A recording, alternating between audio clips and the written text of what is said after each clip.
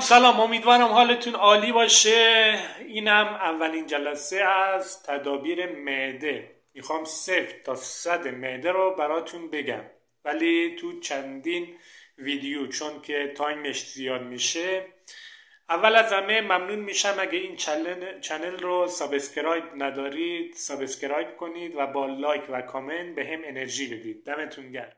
اول میخواستم یک کلیتی راجع به مزاج خدمتتون بگم، چون که ممکنه تو ویدیوهای بعدی یا تو این ویدیو راجع به صفرا، بلغم، سودا، دم صحبت بشه، یک ذهنیتی داشته باشید. هرچند که من یک دوره مزاج شناسی 0 تا 100 تهیه کردم و همه چی رو اونجا گفتم که مثلا چه تدابیری داره، چه هستن اینا، صفرا چیه، بلغم چیه، سودا چیه، و برای همین گفتم یک کلیتی بگم که تو این دوره یک ذهنیتی داشته باشید راجع به این 4 تا خط. کلمه مزاج رو حتما تا حالا شنیدید. مزاج از 4 تا خلط تشکیل میشه، یعنی ما مزاجایی که داریم صفرا هست، سودا هست،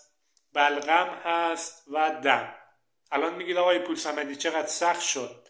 نه ترس، من سعیم بر اینه که سخت‌ترین مطالب علمی رو به ساده ترین روش براتون بازگو کنم که براتون قابل هضم باشه.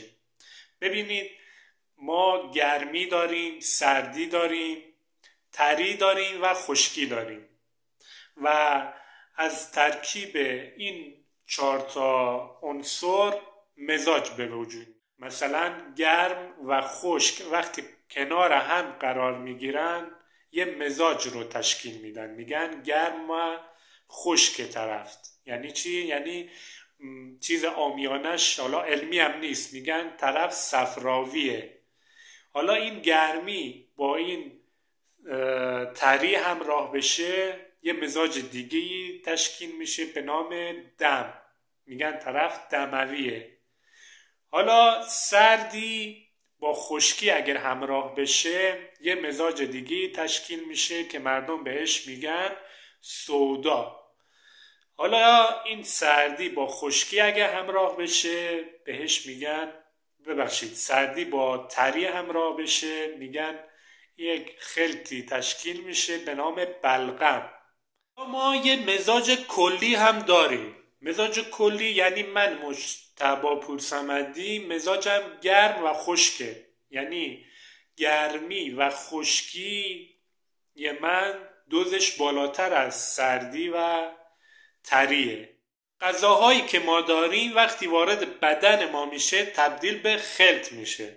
حالا وقتی که وارد بدن ما میشه یا تبدیل به صفرا یعنی گرم و خشک، یا تبدیل به بلغم سرد و تر، یا تبدیل به سودا سرد و خشک، یا تبدیل به دم گرم و تر میشه. حالا یعنی چی آقای پورصمدی؟ یعنی تو اومدی فلفل خوردی، سس تند خوردی، خلط صفرا تو بدنت بیشتر میشه. حالا این 4 تا خلطی که تو بدن ما تولید میشه یه سطح نرمالی دارن.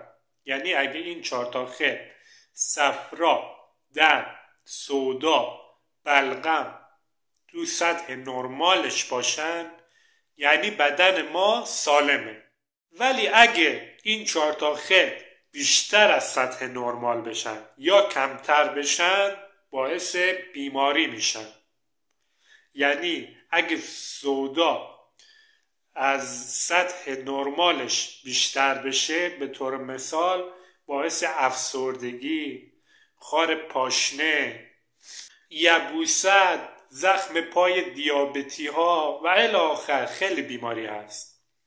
مثلا اگه بلغم بیشتر از نرمالش بره بالاتر تو بدن ما باعث بیماری چاقی میشه و همینطور صفرا اگه از سطح نرمالش بره بالاتر باعث میشه طرف هم سریعتر ناراحت بشه، سریعتر جوش بیاد. همینطور دم اگه از سطح نرمالش بره بالاتر باعث مشکلاتی از قبیل فشار خون و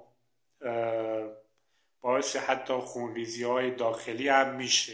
سودا تو بدن از سطح نرمالش بیاد پایین تر باعث پوکی استخوان، نرمی استخوان، دندون درد، یا مثلا اگه بلغم از سطح خودش پایین تر باشه باعث تق تق صدا کردن این زانوها.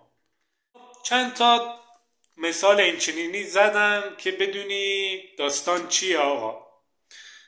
حالا نتیجه گیری چی میشه؟ یعنی اگه این 4 تا خط تو بدن ما سطح نرمالش باشه بدن سالمی داریم و اگه بیشتر یا کمتر باشه ما دچار بیماری میشیم. اگه سوالی داشتین تو قسمت کامنت ها حتما ازم بپرسید. ممنون میشم که تا اینجای ویدیو همراه من بودید. دمتون گرم. خدا نگهدار.